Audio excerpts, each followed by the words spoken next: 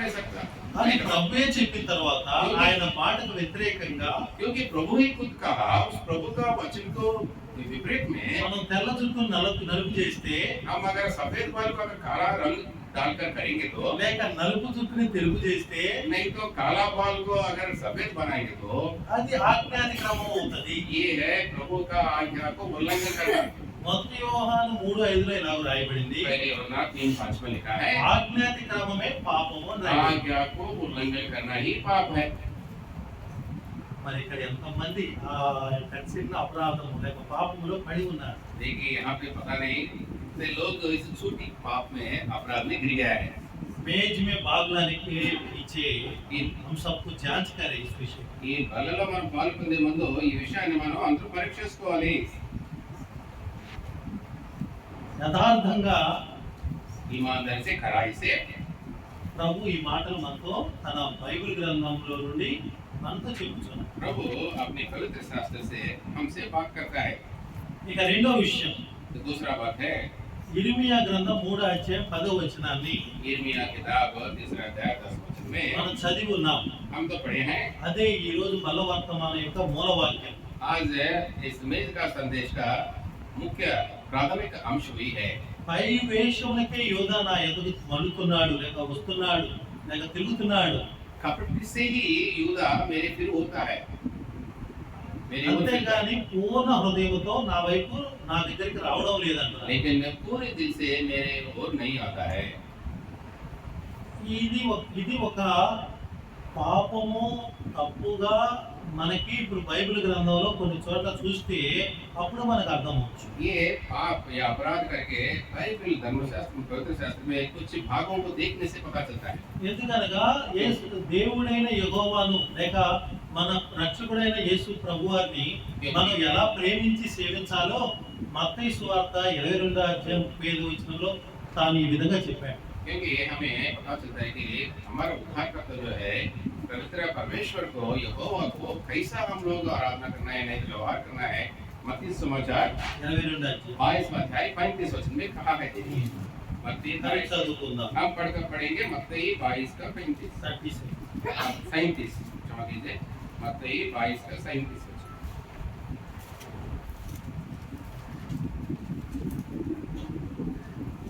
पढ़ रहा हूँ।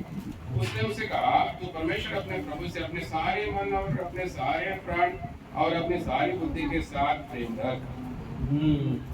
कैसा प्रेम रखा? ఎలా ప్రేమ చేయాలి? कैसा प्रेम रखना? ఎలాగ ప్రేమ ఉంచాలి? अपना पूर्ण हृदय से, ನಮ್ಮ పూర్ణ హృదయంతో, पूर्ण विवेक से, పూర్ణ బుద్ధితో, पूर्ण बल से పూర్ణ శక్తి से हम उसे प्रेम रखना. ఆయన మనం ప్రేమించాలి. అలా కాకుండా ऐसा अगर नहीं होकर సగం బుద్ధితో, अधूरा बुद्धि से, సగం మనసుతో, अधूरा मन से, సగం ఆత్మతో अधूरा आत्मा से మనం దేవుణ్ణి ప్రేమిస్తే अगर हम प्रभु को प्यार करने అది से దేవుని ఆజ్ఞను ఉల్లంఘించడం అవుతుంది. वो प्रभु का आज्ञा को उल्लंघन करना होता है। మరలా మొదటి యోహాను 3:5 వస్తున్నాం. तो फिर हम लोग पहले यूहन्ना 3:5 में आ అక్కడ रहे ఈ हैं। విధంగా చెప్పబడింది, वहाँ पे ऐसा कहा है, ఆజ్ఞాది క్రమమే आज्ञा को उल्लंघन करना ही पाप है। అలా అయితే మనం ఈ విషయంలో కూడా దేవుణ్ణి మనము పూర్ణ హృదయంతో, పూర్ణ బలంతో, పూర్ణ వివేకంతో ప్రేమించడం మరి చేయకుండా ఉంటే అది పాపముగానే కనబడుతుంది. क्योंकि अगर हम सारे मन से, सारे आत्मा से, सारे प्राण से, सारे बल से अगर हम नहीं प्रेम करेंगे प्रभु को, तो लगता है वो पापी किया हम लोग। యోధా అదే పాపం చేస్తా ఉంది. यहूदा वही पाप किया है। యోధా అంటే ఎవరు? यहूदा मतलब कौन है? యోధా అనగా దేవుడు ఏర్పరచుకున్నటువంటి సంతానమైన అబ్రహాం యొక్క మనమడు. मतलब यहूदा कौन है? परमेश्वर जो चुना हुआ अब्राहम का जो नाती है।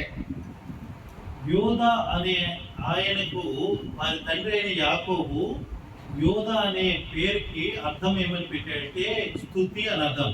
तो यहूदा का मतलब उनका पिता याकूब ने कहा है स्तुति, उसका मतलब అని అర్థం వచ్చేటట్లు యోధా అని పేరు పెట్టాడు ఆ కుమారుడు. वैसे ही स्तुति जो आने का जो मतलब होता है, उसी का नाम यूदा करके अपना पिता ने रखा। ఇతడు పెరిగి పెద్దవాడే కొలది దేవుని స్తుతించి ఆరాధించే గోత్రంగా ఉంటుంది. क्योंकि एक ఇతని యొక్క వంశావళిని చెప్పినాడు. तो यूदा का जो गोत्र जो है, जब यूदा बढ़ते जाएगा तो बढ़ते बढ़ते बढ़ते प्रभु को स्तुति करने वाली गोत्र बनता है करके उसका पिता सोचा।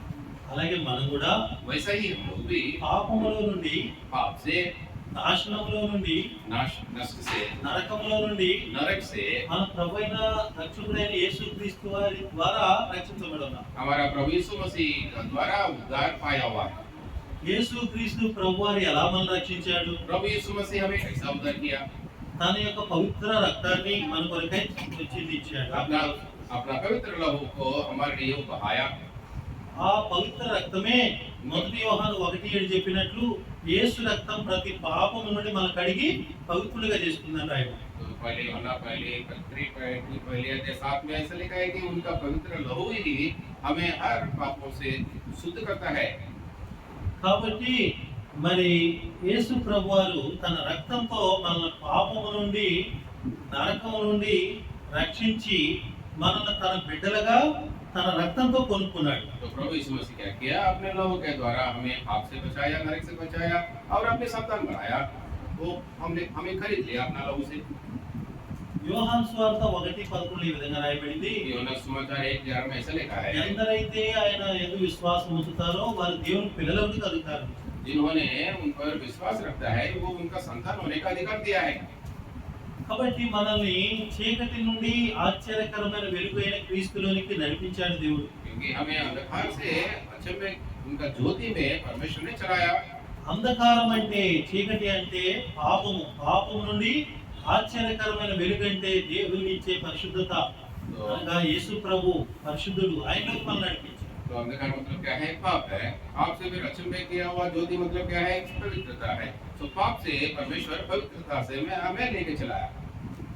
కాబట్టి మనం ఇందును బట్టి అనుదినం ఆరాధించే వారికి ఉండాలని కార్యాన్ని బట్టి మన రాజులైన యాజక వంశంలో తీర్చాడు. इसलिए प्रतिदिन हम उनको आराधना करने के लिए राजदारी पद में उस वंश में हमें वो लेके आया, याजक के समूह में लेके आया। అంటే మనం కూడా ఆత్మీయ యూదులమే, అనగా దేవుని స్తుతించే గోత్రంలోనికి దేవుడు తన కుమారుడు మన రక్షకుడైన యేసుక్రీస్తు వారి ద్వారా తీసుకుని వచ్చాడు. तो मतलब हम भी यूदा गोत्र के समान है, क्योंकि उसी स्थिति में प्रभु हमें लेके आया।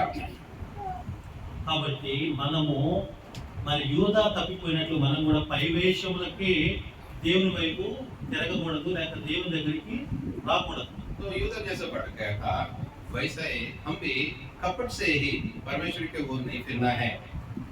అలా తిరిగామంటే దేవుని ఆజ్ఞను మనం కూడా ఉల్లంఘించినట్లే. अगर वैसे ही कपट से हम प्रभु के ओर फिरने से प्रभु का आज्ञा को हम भी उल्लंघन किया అది है, మనకు పాపంగా చేయబడుతుంది. क्योंकि वो पाप के रूप में वो गिना जाता है। పాపం का మజ్దూరి क्या है?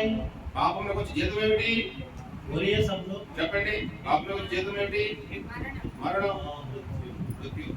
కాబట్టి మనం పాపముగా ఎప్పుడైతే మనం చేయబడ్డామో దేవుని ఆజ్ఞను ఉల్లంఘించి మనకు మృత్యు ఒకటి సిద్ధపరచబడిందని అర్థం. क्योंकि जब हम इस प्रभु का आज्ञा को उल्लंघन करते हैं, पाप करते हैं, मतलब हमारे लिए मृत्यु हमारे लिए तैयार किया हुआ है। కాబట్టి మనము చాలా జాగరూకులంగా ఉండి దేవుని పూర్ణ హృదయంతో ఈ వాక్యాన్ని బట్టి దేవుని పూర్ణ ఆత్మతో, పూర్ణ బలంతో, పూర్ణ వివేకంతో ప్రేమించి దేవుని సేవ చేస్తుండాలి. इसलिए बहुत सावधानी से इस बात को गौर करना है कि हमारा सारे मन से, सारे आत्मा से, सारे प्राण से, सारे बल से प्रभु को सेवा करके रहना है। కాబట్టి బైబిల్ గ్రంథంలో కొంతమంది వ్యక్తులు మనం ఇప్పుడు చూడబోతున్నాం. इसलिए पवित्र शास्त्र में कुछ व्यक्तियों को हम देखेंगे, వాళ్ళు దేవుని పూర్ణ హృదయంతో ఆరాధించమని దేవుడు చెప్తే వాళ్ళు పైవేషముగా మన దేవుని అనుసరించి నష్టపోయినారు. तो परमेश्वर उनको बोला सारे हृदय से आराधना करो, लेकिन वे लोग कपट से आराधना करके और नष्ट को अपना जीवन में अनुभव किया। కాబట్టి అలాంటి కపటిని ఒక 5 దాకా చూద్దాం. तो ऐसा 5 व्यक्ति को हम पवित्र शास्त्र से कपट लोगों को देखेंगे। మొట్టమొదటిగా पहले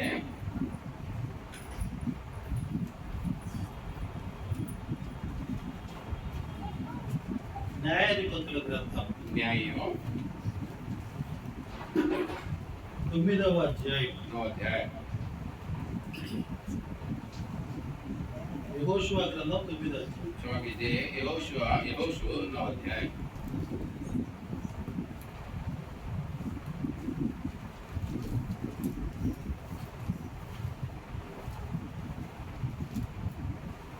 దయచేసి करके 4 వచనం 5వ వచనం చదువు. यहोशू 9 अध्याय 4 और 5 वचन को पढ़ेंगे यहोशू 9 अध्याय 4-5 तब उन्होंने छल किया और राजदूतों का वेश बनाकर अपने घरों पर पुराने बोरे और पुराने फटे और चोट लगे हुए मदिरा के कुप्पे लाकर अपने पाँवों में पुरानी फाइबर लगी हुई जूतियाँ और तन पर पुराने वस्त्र पहने और अपने भोजन के लिए सूखी और फफूंदी लगी हुई रोटी ले ली। కాబట్టి తెలుగు బైబిల్ ఉన్నవాళ్ళ తెలుగు చదువుతాం. యెహోషువ గ్రంథం 9వ అధ్యాయం 4-5 వచనం. వారు కపటోపాయం చేసి రాయబారులమని వేషము వేసుకుని బయలుదేరి తమ గాడిదలకు పాత కూనెలు కట్టి పాతగిలి చినిగి పుట్టబడి ఉన్న ద్రాక్షారసపు సిద్ధలు తీసుకొని పాతగిలి మాస్కలు వేయబడిన చెప్పులు పాదములకు తొడుక్కొని పాత బట్టలు కట్టుకొని వచ్చింది. వారు ఆహారముగా తెచ్చుకున్న భక్ష్యములనియు ఎండిన ముక్కలుగా ఉండేను. వీరు ఎవరు అంటే ఎబిసీలు. ये कौन है? ये लोग इबिसी लोग हैं। ఈ ఎబిసీలు కపట వేషం వేసుకొని ఆనాడు ఇజ్రాయేల్ మీద రెండవ నాయకుడిగా దేవుడు ఏర్పరచుకున్న యెహోషువ దగ్గరికి వచ్చారు. इस इबिसी लोग जो है कपट छल पहनकर दूसरा इस अगवा जो यहोशू जो है उसके पास ये लोग आता है। ఎందుకు వచ్చారు యెహోషువ యొద్దకు అంటే यहोशू के पास ये लोग क्यों आया है? అప్పటికే యెహోషువ యొక్క రాజులతో యుద్ధం చేయాలని क्योंकि यहोशू वहाँ पे 21 राजाओं के साथ लड़ाई करने के लिए ఆ యొక్క యోర్దాను అవతలకు వచ్చి రాజులతో యుద్ధం చేస్తూ ఉన్నాడు. तो योर्दान का उस पार आकर उस राजा के साथ युद्ध कर रहा था। యోర్దాను రాజు ఓడిపోయాడు యెహోషువ చేతిలో. यहोशू का हाथ में योर्दान का जो राजा है హాయి రాజు కూడా ఓడిపోయాడు యెహోషువ చేతిలో. यहोशू का हाथ में हाई का राजा भी हार गया। ఇది చూసి యెబూసీలు భయపడి इसको देखकर इस यबूसी लोग बहुत डर गया। ఈయన నుంచి మనం ఈయన చేతిలో మనం పడితే మనం కూడా ఓడిపోతామని తలంచారు. यहोशू का हाथ में अगर हम गिरने से हम भी हार जाएंगे करके सोचा। తలంచి వాళ్ళు పై వేషం వేసుకొని इसलिए वो लोग क्या किया? యెహోషువ దగ్గరికి వచ్చారు. तो वेश बनाकर यहोशू के पास आया। ఏ విధంగా పై వేషం వేసుకున్నారో మనం ఇప్పుడు యెహోషువ గ్రంథం 9వ అధ్యాయం 4-5 వచనాలు చదువుతాం. अभी हम पढ़े हैं कैसा वो लोग वेश बनाया। यहोशू 9 का 4-5 में पढ़े हैं। పాతగిరి బట్టలు, वो देखिए पुराने कपड़े पहने, తర్వాత ఇంకేమిటి పాతగిరి గోనెలు కట్టి पुराने बोरे उसको वो लोग पहना।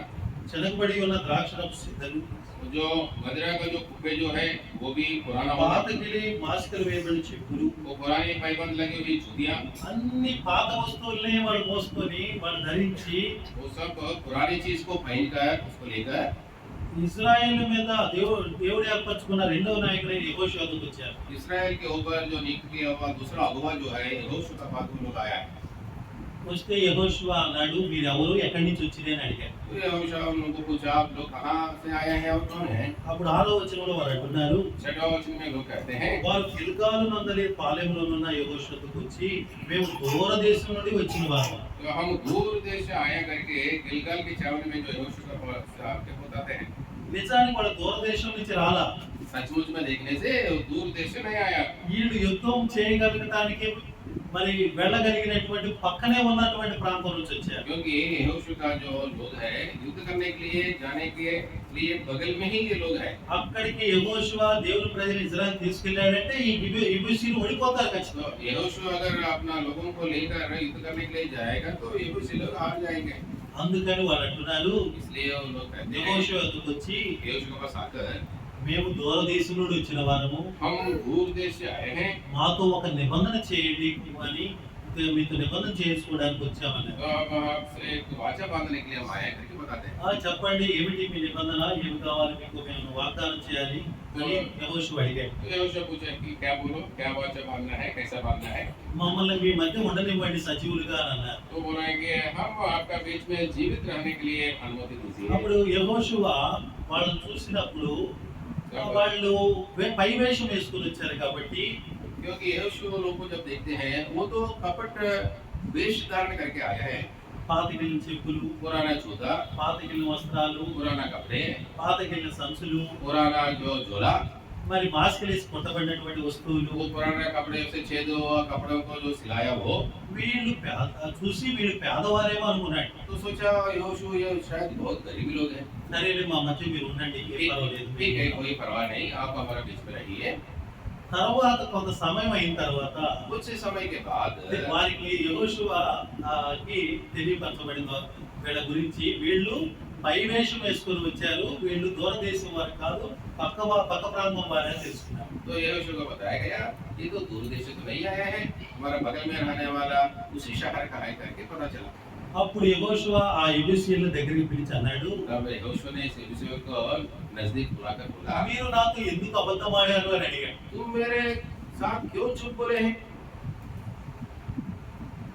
అప్పుడు వారు అన్నారు, మీరు ఎరుకో రాజును జయించారు, तब यबूसी लोग यहोशू से कहते हैं, హాయి రాజు కూడా మీ చేతులు ఓడిపోయినాడు, आपका हाथ में यरीको और हाथ सब भाई सब हार गया। మేము కూడా భయపడి మీ చేతిలో ఓడిపోతామని ఇలాగ నిబంధన చేసుకోవడానికి వచ్చాము. हम भी डर गया, हम भी आपके साथ लड़ाई करने से हम भी हार जाएंगे, इसलिए आपके साथ वाचा बांधने के लिए हम आए हैं करके बोला। మీరు వచ్చి డైరెక్ట్ గా మాట్లాడితే మీకు ఏదో ఒక న్యాయం చేసిండు వాడిని. तुम लोग सीधा आके हमसे बात करने से मैं कुछ आपको लिए कुछ बंदोबस्त कर लेगा।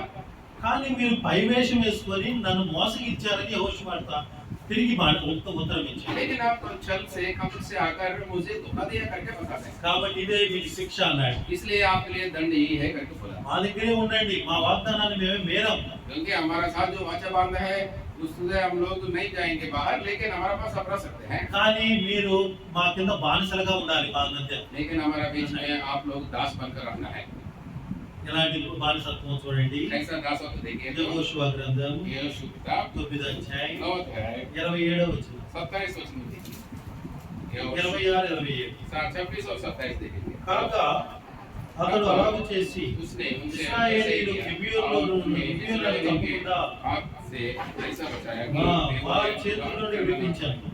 అయితే సమాధి కొరకు యెహోవా ఏర్పరచుకున్న చోటు బలిపీఠం కొరకు కట్టెలు నరుకువారుగా నీళ్లు చేదువారుగా యెహోషువ ఆదిమందే వారు నియమించారు. నేటి వరకు వారు ఆ పని చేయవారు. आज तक भी वही काम किया है करता है।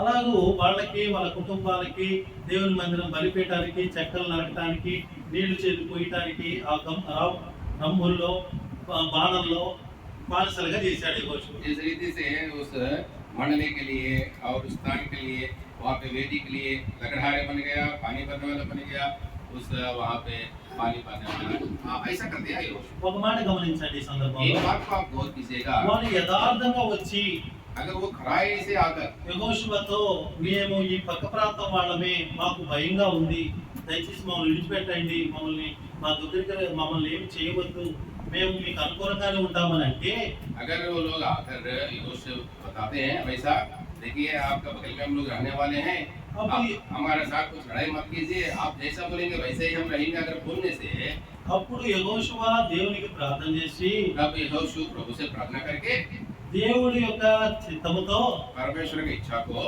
వాళ్ళని ఉండనిచ్చినట్లయితే अगर वो लोगों को रहने देने से వాళ్ళు అక్కడ వాళ్ళ సొంత దేశ ప్రాంతంలో రాజులుగా ఉన్నారు, రాజులుగానే ఉండేవాళ్ళు. तो वहाँ पे अपना देश में वो राजा जैसा वो लोग रह सकते थे।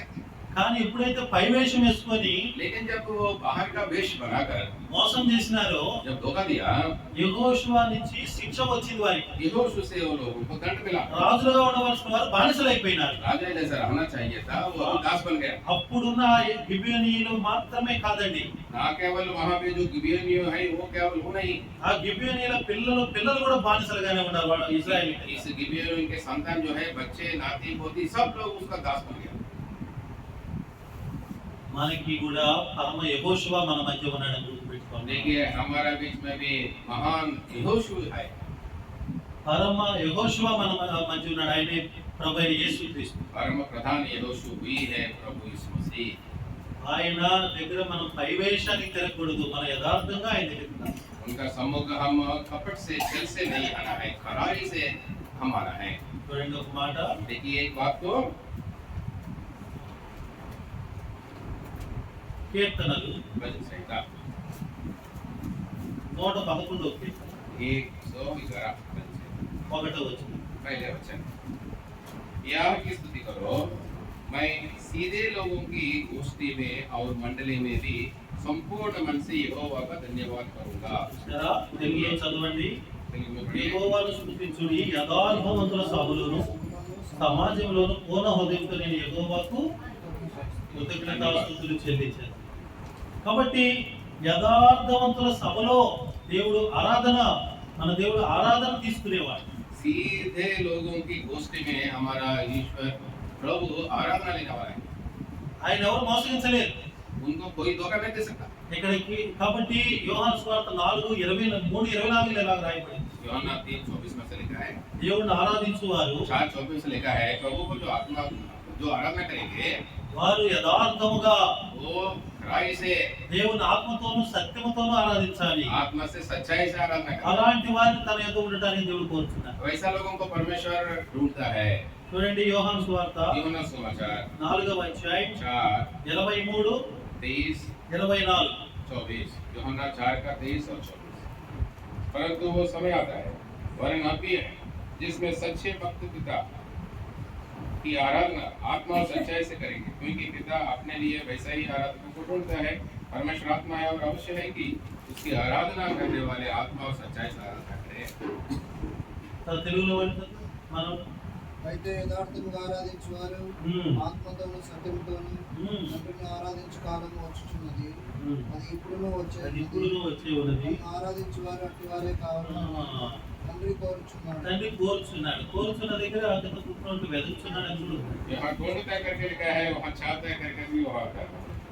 మరి యథార్థంగానే జనం ప్రభువుని ఆరాధించడానికి హెబ్రోన్ కలిసి ఇక్కడికి వచ్చావా లేదా? तो यह सच्चाई से प्रभु का आराधना करने के लिए हेब्रोन संगति में कलीसिया में आप आया या नहीं? ప్రభు నువ్వు పరమ యెహోషువైన మోసగించబడలేము అని పరమ యెహోషువ అయిన మన ప్రభు యేసుక్రీస్తు వారు ఆయన ఎవరు మోసగించబడడు.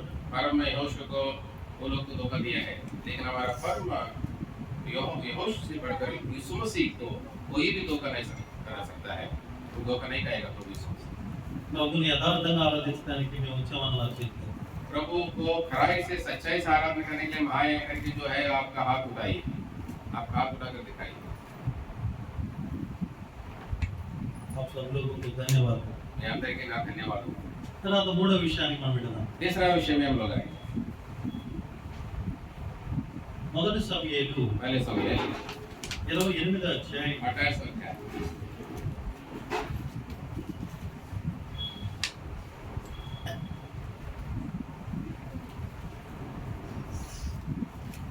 8వ వచనం. 28 का 8 वचन, पहले समय 28 का 8। ఇతను రెండో వ్యక్తి, यहाँ पे दूसरा व्यक्ति को देखते हैं, పైవేషం వేసుకున్న రెండో వ్యక్తి. जो बाहरी वेश को जो धरा, दूसरा व्यक्ति। तब शाऊल ने अपना वेश बदला और दूसरे कपड़े पहनकर दो मनुष्य संग लेकर रात और रात चलकर उस स्त्री के पास गया और कहा, अपने सिद्धि भूत से मेरे लिए भावी कहलवा और जिसका नाम मैं लूंगा उसे बुलवा। తెలుగు బైబిల్ వారు తెలుగులో చదవండి.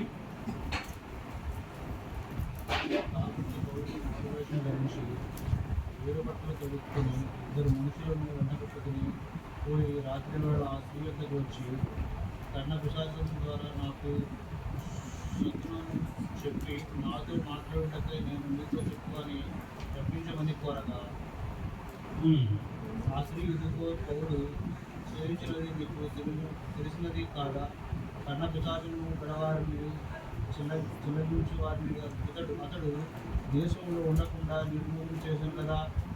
నేను నా ప్రాణం కొరకు నాకు మరణ నేల అని అతనికి అన్నాను.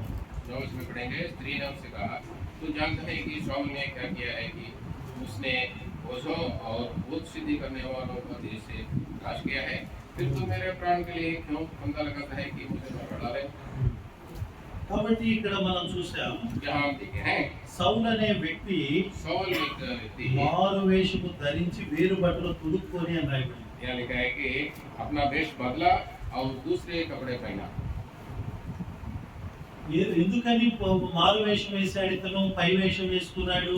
क्यों ये अपना वेश क्यों बदला? కన్న పిశాచి దెయ్యం, మరి కన్న పిశాచి అనే మరి ఆ దెయ్యాల యొక్క వ్యక్తి మాంత్రికురాల దగ్గరికి వచ్చాడు. जो हाँ, जो जादू टोने करने वाले, जो भूत सिद्धि करने वाला व्यक्ति के पास आता है। ఎందుకు మారు వేషం వేసుకోవాలని వచ్చాడో మారు వేషం వేసుకుని వచ్చాడో తెలుసా? आपको मालूम है क्यों इस वेश डालकर आया है? ద్వితీయోపదేశకాండం 13వ అధ్యాయంలో రాయబడింది, इस व्यवस्था विवरण 13 अध्याय में लिखा है కన్న పిశాచిగా చెప్పేవాడు గాని, ये भूत सिद्धि करने वाले, సోదిగాండ్రులు గాని, जो जादू टोने वाले, మరి వాళ్ళు మన దేశంలోనే ఉండనీయకూడదని రాయబడింది. वो लोगों को हमारा देश में नहीं रहना चाहिए करके लिखा है। అంతేకాదు ना केवल वही, కర్ణ పిశాచి చెప్పేవారి దగ్గర, ये भूत सिद्धि करने वाले जो है, సోది చెప్పేవారి దగ్గర ये जादू टोना करने वाले जो है, మనము మరి ఏ మాట కూడా మనం వినకూడదు. हम कोई भी किसी भी बात को नहीं सुना करके लिखा है। ఎందుకంటే क्यों? వారు చెప్పే మాటలు దేవుని సంబంధంగా మైనవి కావు. क्योंकि वे जो बताते हैं वो परमेश्वर की ओर से नहीं आता है। వారు దెయ్యాల సంబంధమైనటువంటి దెయ్యాన్ని పిలిపించి దెయ్యాల సంబంధమైన జ్ఞానం చెప్తారు. क्योंकि वो भूतों को बुलाते हैं और भूत का बातें करते हैं। ద్వితీయోపదేశకాండం द्वितीय व्यवस्था विवरण 18వ అధ్యాయం 18 अध्याय 9వ వచనం నుండి 12వ వచనం వరకు. 9 वचन से 12 वचन तक। व्यवस्था विवरण 18 9 से 12 वचन तक।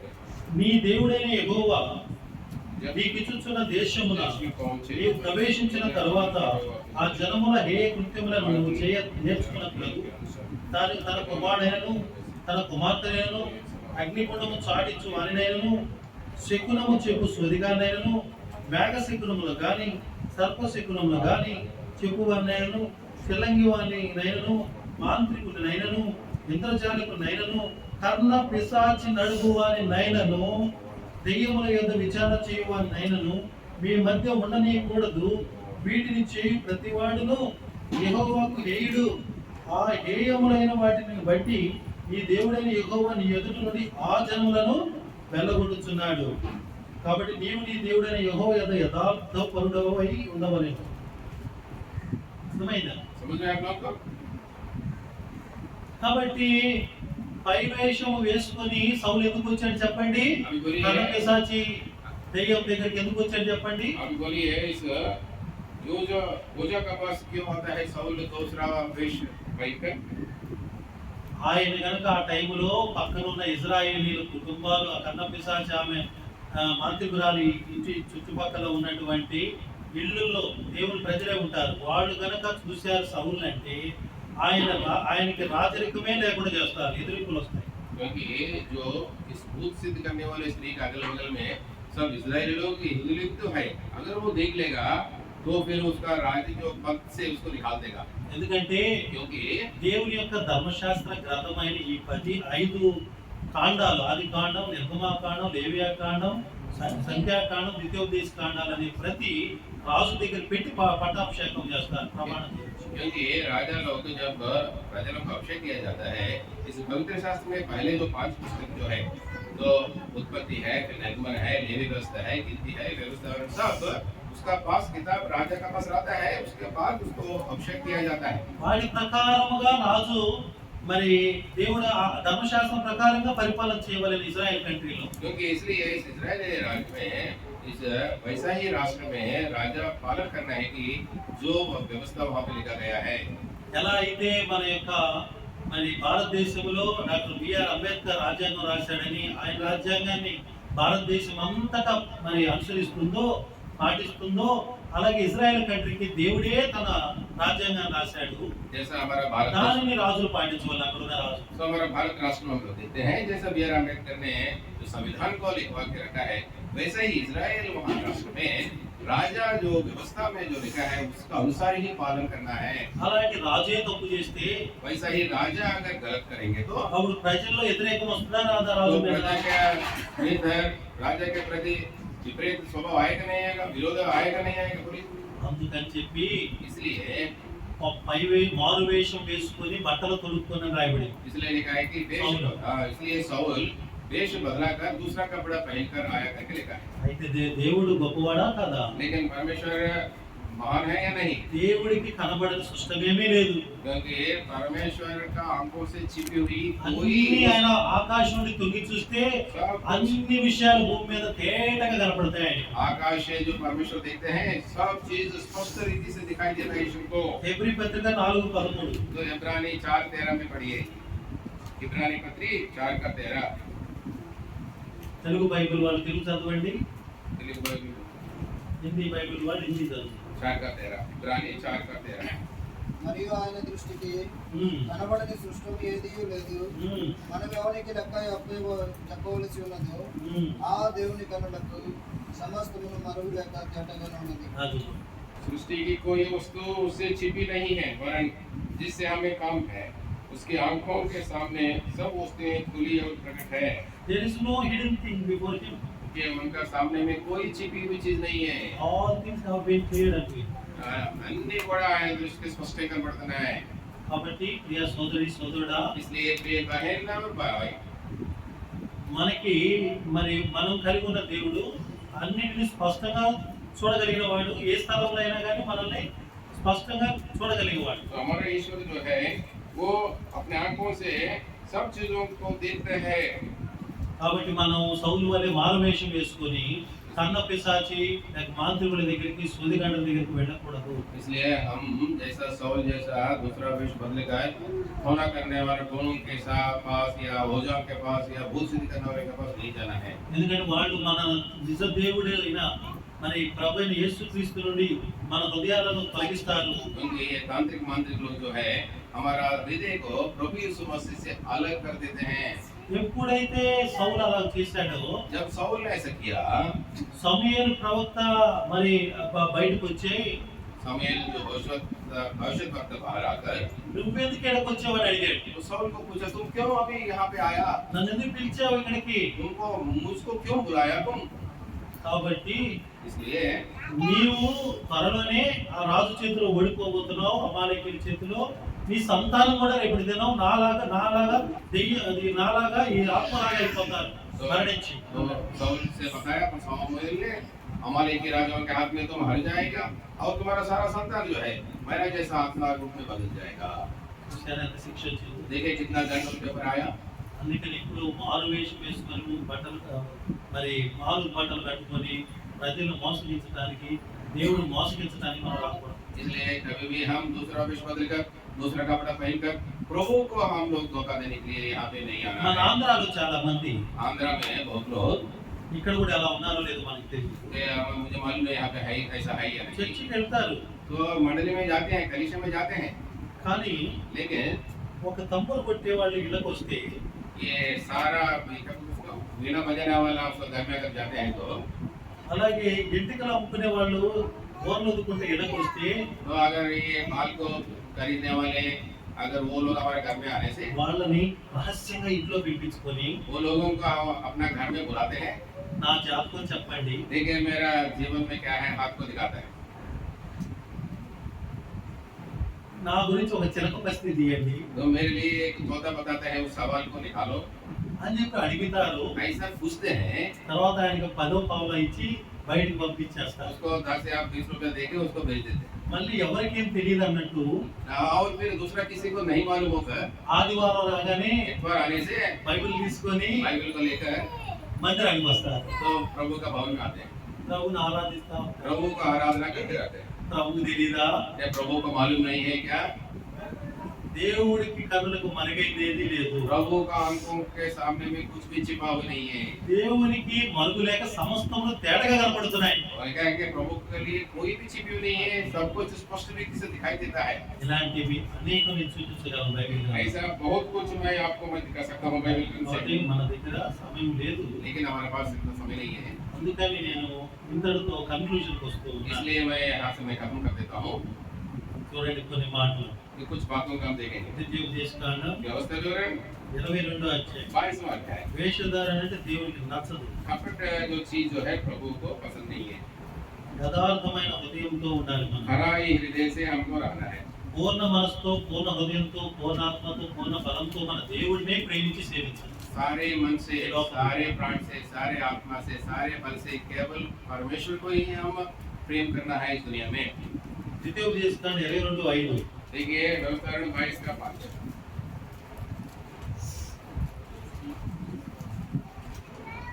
అమ్మా व्यवस्था 22 का। తెలుగు బైబిల్ ఉన్న వారు తెలుగులో చదవండి. స్త్రీ పురుష వేషం వేసుకోకూడదు. పురుషుడు స్త్రీ వేషము ధరింపకూడదు. అలాగూ చేయువారందరూ నీ దేవుడైన యెహోవాకు వేరు. దేవుడికి ఇష్టం లేని వాళ్ళు परमेश्वर को जो पसंद नहीं है ఎవరు అని అంటే कौन है?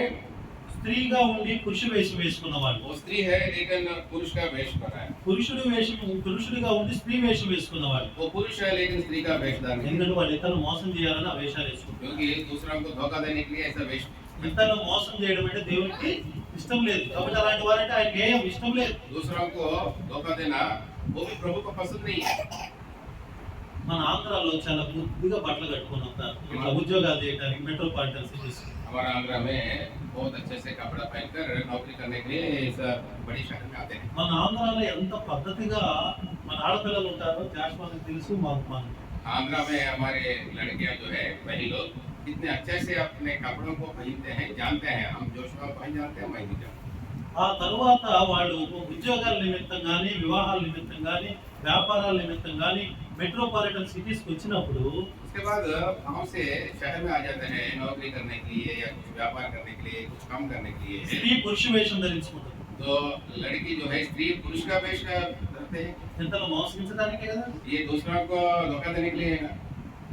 పురుషుడు స్త్రీ వేషం వేసుకోకూడదు. पुरुष स्त्री का कपड़ा नहीं पहनना। ఈ మధ్య మగ పిల్లలకి చెవులకి పెడుతున్నారు సినీ నటులను చూసి. आजकल सिनेमा का जो हीरो लोगों को देखकर अपना कानों में पहनाता है गहना। ఇలాంటివి జరుగుతున్నాయి. आजकल ये तो हो रहा है, అయితే మన బైబిల్ గ్రంథం పూర్వం ముందే చెప్పింది. लेकिन हमारा पवित्र शास्त्र అలా గనక ఉంటే గనక నాకు వారి ఇష్టం లేదన్నాడు దేవుడు. परमेश्वर ने कहा ऐसा रहने से स्त्री पुरुष जैसा पुरुष स्त्री जैसा मुझे घृणित है करके बोला। సరే మనం అలా ఉండడంలా तो हम तो ऐसा नहीं है, మరి మన పిల్లల్ని అలా ఉంచొచ్చా మనం? लेकिन हमारे बच्चों को ऐसा रखना ठीक है क्या? మన పిల్లల్ని కూడా మనం हमारे बच्चों को भी हम అలా ఉంచరా? ऐसा नहीं रखना। ఎన్ని ఎదుర్పులైనా రాని, जो भी हमारा जो भी विरोध आ सकता है, ఎంత బాధాకరమైనటువంటి పరిస్థితులు వాళ్ళ ద్వారా వాళ్ళు మనకి తేలి, जो भी दुख का परिस्थिति वो लोग हमारे बीच में लेके आने दे, దేవుని వాక్యాన్ని మనం వాళ్ళ ద్వారా నెరవేర్చాలి. लेकिन प्रभु का वचन जो है उनका जीवन के द्वारा पूरी करना మన है, కుటుంబాల్లో నెరవేర్చాలి. हमारा परिवार भी पूरी करना है। అది దేవునికి ఇష్టం. ये प्रभु का पसंद है। అర్థమైందా? समझ रहे हैं आप लोगों को? కాబట్టి इसलिए దేవుడు పైలోకమును లక్ష్య పెట్టేవాడు परमेश्वर కాడు. बाहर का रूप को बोल नहीं सकता। మొదటి సమయాలు 16లో రాయబడిన 9లో కాదా? దేవుడు పైలోకం లక్ష్య పెట్టేవాడు కాడు. पहले समय 16:9 में लिखा है ना, परमेश्वर बाहर के रूप नहीं देखता, హృదయమును అంతరంగమును లక్ష్య పెట్టేవాడు. हमारे हृदय को भीतरी मनुष्य को देखता है। అందుకని దావీదు అంటున్నాడు इसलिए दाऊद कहता है కీర్తన 7:9లో भजन संहिता 7:9 में యెహోవా परमेश्वर यहोवा హృదయ అంతరంగములను పరిశీలించు నీతి గల దేవా అన్నాడు. हृदय के भीतर चीजों को देखने वाला परमेश्वर करके लिखा। కీర్తన 51లో దావీదు అంటాడు भजन संहिता 51 में యెహోవా यहोवा నీవు आप అంతరంగములో मेरा भीतर సత్యాన్ని కోరుతున్నావు అన్నాడు. सच्चाई को चाहता है। కాబట్టి దైవ సేవకుడు తెలియకుండా इसलिए प्रभु का दास को हम लोग మనం छिपाकर మనము అటు ఇటు వెళ్ళడం అనేది మనం దాస్తున్నాం అనుకుంటాం కానీ దేవుడికి తెలుసు. हम सोचते हैं कि हमारा पास्टर को सेवक को नहीं मालूम है, इधर उधर हम लोग जाने से भी उसको नहीं पता चलेगा करके हम सोचते हैं। మనుషుని దగ్గర దాచొచ్చు लेकिन मनुष्य के पास हम छिपा सकता है, కానీ దేవుడికి సమస్తము తేడగలరు. लेकिन प्रभु को सब कुछ स्पष्ट रीति से दिखाई देता है। దేవుడి దగ్గర మనం ఏమి దాస్తాం? प्रभु का पास कुछ भी नहीं నో छिपा, హిడెన్ థింగ్స్ బిఫోర్. कोई भी छिपा नहीं प्रभु का सामने।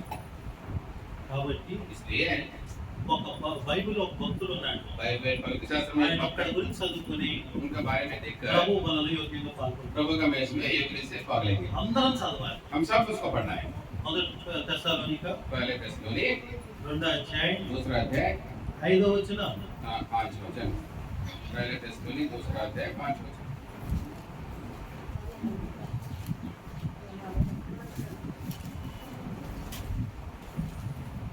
पहले थिस्सलुनीक दूसरा अध्याय 5। क्योंकि तुम जानते हो మేము ఇచ్చకపు हम మాటలు आपको कभी ధనాపేక్షను కప్పిపెట్టు चापलूसी की వేషమునైనను बातें किया करते थे या और मुन्नड़ू नाचों के विजय लिए बहाना करते थे। ఎందుకు దేవుడే परमेश्वर गवाह है, ఎందుకు దేవుడే. परमेश्वर ही गवाह है। కాబట్టి इसलिए ఇక్కడ పౌలు తన యొక్క సాక్ష్యాన్ని తెస్సలోనికలో ఉన్న సంఘస్థులకు క్రైస్తవులకు చెప్తున్నాడు. पौलुस जो है इस थिस्सलुनीकी मंडली में अपना गवाही बताते हैं। మీరు ఎరిగి ఉన్నట్టు నేను ఇచ్చకపు మాటలనైనను తర్వాత ధనాపేక్షను కప్పిపెట్టు అనగా వేషమునైనను ఎన్నడూ వినియోగింపలేదన్నాడు. तो तुम जानते हैं कि मैं तो कभी चापलूसी की बातें किया करते और ना लोग के लिए बहाना करते करके लिखा। కొంతమంది ఈ దినాల్లో आजकल कुछ लोग మరి పాస్టర్లని వెలుగుదూత వేషం వేసుకుని तो फास्ट लोग करके स्वर्गदूत का वेश धारण करके। దూత వేరు వెలుగుదూత వేరు. ముందు ఇది చెప్పాలి. देखिए आपको ये पहले बोलना है, दूत अलग है और ज्योति का दूत अलग है। ఎంత వేరని ఎంత తేడా అని మీరు నన్ను అడిగితే నేను ఒక ఉదాహరణ మీకు చెప్పగలను. कितना फर्क है मैं पूछने से मैं बोलूंगा। భూమికి ఆకాశానికి తేడా ఉందా లేదా? अब देखिए पृथ्वी और आकाश का फर्क है या नहीं, సత్యానికి అసత్యానికి తేడా ఉందా లేదా? सच्चाई और असच्चाई के फर्क है या नहीं, వెలుగుకి చీకటికి తేడా ఉందా లేదా? ज्योति और अंधकार को फर्क है या नहीं। అలాగే वैसा ही దూతలకు వెలుగు దూతలకు తేడా ఉంది. इस दूत और ज्योति का दूत दोनों में फर्क है। ఆ దూతలు దేవుని దగ్గర నుండి వచ్చి ये दूत जो है परमेश्वर की ओर से आता దేవుని है, ఆజ్ఞల్ని రక్షణ పొందిన వారి కొరకై పాటిస్తారు. क्योंकि उद्धार पाने के लिए परमेश्वर का आज्ञा को दूत पालन करता है। వాళ్ళని రక్షించడంలో వాళ్ళు రక్షణ పొందిన తర్వాత వాళ్ళని వాళ్ళ పరిచర్య చేయటంలో దేవుని దూతలు వాళ్ళని కాపాడటంలో దేవుడి ఆజ్ఞను పాలిస్తూ ఉంటారు. तो परमेश्वर का दूत होता है एक व्यक्ति उद्धार पाने के लिए मदद करने में, उद्धार पाने के बाद प्रभु में आगे बढ़ने के लिए मदद करते रहता है। కాబట్టి ఈ మాటలు మనం ఎప్పుడు మొదట ఆఖరి వచనంలో చూడగలం. तो ये बात हम देखते हैं कि అలాగే కీర్తన 103వ వచనం 103వ కీర్తన ఆఖరి వచనాలు ఆఖరి 2 వచనాల్లో చూడగలం. तो इब्रानी पहले आखिरी वचन में भी और 103 वचन संहिता आखिरी 2 वचन में भी हम इस बात को देख सकते हैं। అయితే लेकिन వెలుగు దూత అంటే మరి ఎవరు అంటే तो वेशधारण करके दूध का वेशधारण करके कौन आता है, वो क्या है? వారు సాతాను దగ్గర నుండి ఆ దూత వచ్చి సాతాను పనులు పోయి మరి ప్రజల్ని దైవరాజ్యానికి పోకుండా నరకానికి వెళ్ళేటట్టు మరి నాశనం అయ్యేటట్టు చేస్తుంది. ఆ దూతలు చేస్తారు. ये ज्योतिर्मय स्वर्गदूत का रूप धारण करके जो आता है, ये दूत है शैतान का काम करके शैतान का पास बच्चा रखने के लिए, अपना संतान भेजने के लिए एक काम करता है। అసలు నకిలీ అని తేడా ఉన్నాయా లేదా? ప్రతి వస్తువులో मालूम है ना आपको, असल चीज है नकली चीज है। 100 రూపాయల నోట్లు మనం కొట్లో ఇస్తే చెల్లుతాయి. 100 रुपया नोट अगर हम दुकान में देने से, కానీ అదే 100 రూపాయల నోట్లు పిల్లల కోసం తయారు చేస్తారు కొన్ని ఇండస్ట్రీలు देखिए कुछ लोग बच्चों को खिलौना के लिए बनाते हैं कि 100 रुपया नोट। అది తీసుకెళ్లి కనుక మన కొట్లో ఇస్తే వాళ్ళు చెల్లుతాయి. ఆ కొట్లో ये बच्चों का नोट लेकर दुकान में देने से वो लोग लेगा क्या? మరి వాళ్ళు ఏమంటారు మనల్ని? वो लोग क्या बोलेंगे? दुकान वाले दुकानदार क्या बोलेंगे? हाँ? नकली नोट तो बोलेंगे, नकली नोट। కాబట్టి మీరు మమ్మల్ని మోసం చేస్తున్నారు, तो वो लोग ఇది నకిలీ నోటు, दुकानदार बोलेंगे आपको, మిమ్మల్ని జైలుకు పట్టిస్తాం. आप तो मुझे धोखा दे रहे हैं, नकली नोट लेकर आपको जेल में भेजेगा बोलेगा।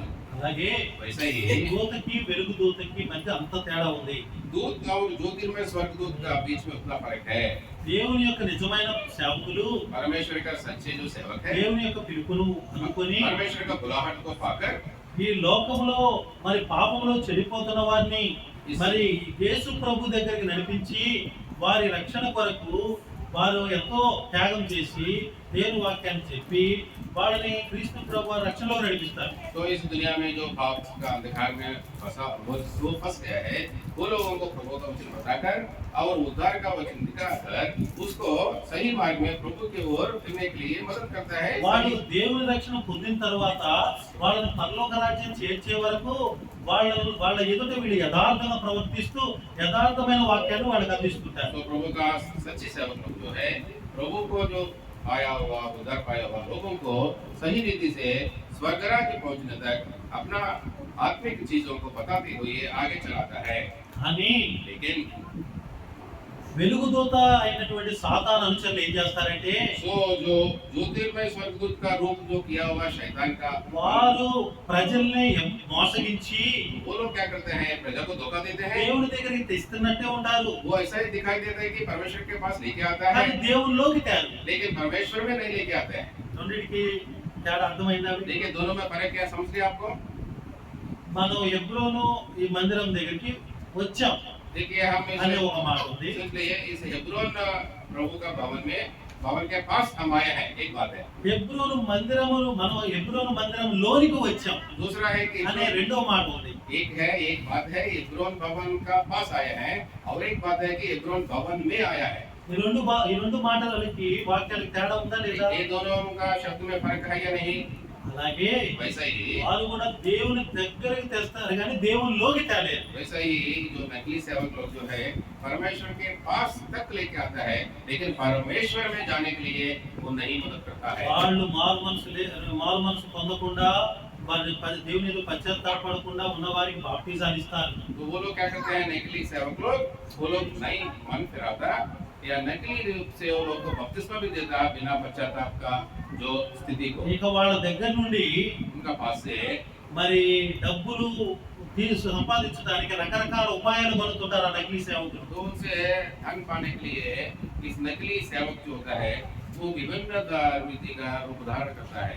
వాళ్ళు ఎలాంటి నకిలీ పన్నాగాలు పొందుతారంటే ये नकली युक्तियों को ये लोग बनाता मालूम है आपको? వాక్యానికి విరుద్ధమైనటువంటి పన్నాగాలు అవన్నీ అని మనకు వాక్యం తెలిస్తే అర్థమవుతుంది. इस वचन को अगर हम जानते हैं तो हमें पता चलेगा वचन के विरोध में ये युक्तियों को वो लोग बनाता है। ఈ ప్రాంతంలో కూడా అటువంటి వ్యక్తి ఒక అతను ఉన్నాడు. इस इलाके में भी ऐसा एक व्यक्ति है, ఇంకొందరు ఉండొచ్చు. कुछ लोग ऐसा रह सकते మీరు हैं। జాగ్రత్తగా ఉండాలని దేవుడు వాక్యం మిమ్మల్ని హెచ్చరిస్తుంది. आप बहुत सावधानी से रहने के लिए प्रभु का वचन आपको चेतावनी देता है, ఎందుకంటే పౌలు అపోస్తలుడు కొరింథీ సంఘాన్ని ఇటువంటి మాటతోనే హెచ్చరించాడు ఆ రోజు. क्योंकि प्रेरित पौलुस उस दिनों में कोरिन्थी मंडली में वैसा ही बातों से चेतावनी दिया है। ఆ మాట చదివి ప్రార్థన చేస్తుంది. उस बात को पढ़कर हम लोग प्रार्थना करेंगे। 2 కొరింథీ 11 అధ్యాయం दूसरा कोरिन्थी 11 अध्याय 13వ వచనం నుండి 15వ వచనం వరకు. 13, 14, 15 पढ़ेंगे। दूसरा कोरिन्थी 11 का 13, 14, 15। क्योंकि ఏలయనగా ऐसा लोग झूठे प्रेरित అట్టివారు క్రీస్తు యొక్క అపోస్తల వేషం ధరించుకున్న వారిని దొంగ అపోస్తలులను మోసగాళ్ళకు పనివారై ఉన్నారు. ఇది ఆశ్చర్యం కాదు, సాతాను తానే వెలుగుదూత వేషం ధరించుకుని ఉన్నాడు. కనుక వాని పరిచారకులను నీతి పరిచారకుల వేషం ధరించుకుంటా గొప్ప సంగతి కాదు, వారి క్రీడ చొప్పున వారికి అంతం కలుగును. కాబట్టి దేవుడే తీర్పరి. क्योंकि प्रभु ही न्याय करने वाला।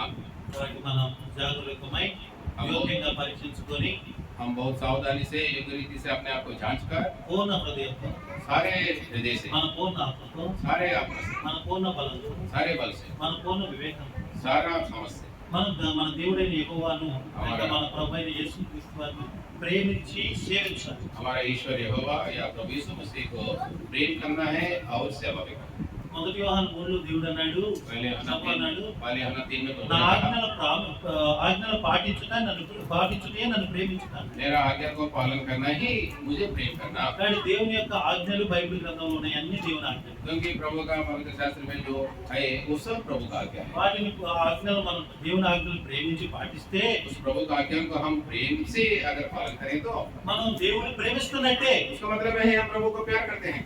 దీనికి విరోధముగా మనము పై వేషము వేసుకుని अगर इसका विरोध దేవుని है, ఆజ్ఞలు ఉల్లంఘించుకుంటూ अगर प्रभु का आज्ञा को उल्लंघन करते हुए इसके विरोध में మనం నష్టపోకూడదు, ఇతరులు నష్టపరచకూడదు. बाहर का वेश अगर हम करने से हमको नुकसान नहीं पहुंचना है, दूसरों को भी हम नुकसान नहीं पहुंचाना है। మనం మోసపోకూడదు, ఇతరులు మోసం చేయకూడదు. हम भी धोखा नहीं करना है, दूसरों को भी धोखा नहीं देना है। ప్రభు ఈ వాక్యం యొక్క హెచ్చరికతో మన ప్రభు మనలో ఏ విధంగా పాల్గొంటుందికై సిద్ధపరచుగా. प्रभु इस चेतावनी से, प्रभु का मेज में योग्य रीति से भाग लेने के लिए प्रभु हमें तैयार करे।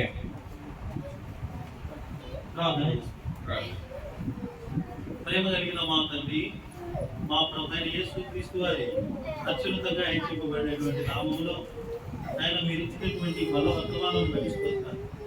ఇర్మియా గ్రంథం 3:10 నుండి మీరు ఈ వాక్యాన్ని తీసుకుని వచ్చారు. మరి విశ్వాస ఘాతకురాలకు యూదా పైవేషములకే కానీ పూర్ణ హృదయంతో నా ఎదుట రావడం లేదని మీరు సెలవిస్తూ వచ్చారు. అందున్నటువంటి విషయాలను ఆయా లేఖనాల్లో కొంతమందిని ఉదాహరణ తీసుకొని అలాంటి జీవితంతో జీవించి నష్టపోయిన వారిని